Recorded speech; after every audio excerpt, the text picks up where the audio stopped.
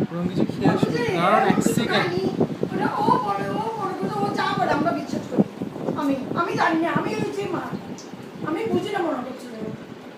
ও বলবো যে এমন কিছু খাইনি, একটু দুই বেলা না একটা দোসা খেয়েছি, না একটা ইটা দিয়ে পেট করে গেছি। এতগুলো বাচ্চা রান্না করলাম না, বলে দেবে তো মা না কোথায় ওটা আগের থেকে বলো না কেন?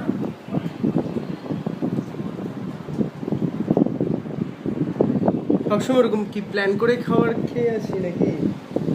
হ্যাঁ, আজকে পুজোর মালা পুজো যখন খাবি বাইরে যাচ্ছি ওখান থেকে আমাকে একটা ফোন করবি যে মামনি আমার জন্য আজকে রান্না করবে, আমি আজকে ভাত খাবো, আমি আজকে খাবো না। হয়ে গেছে কথা। এবার আমি তো দেরি করে বসা, এই মাত্র রান্না করতে গিয়ে বেরিয়ে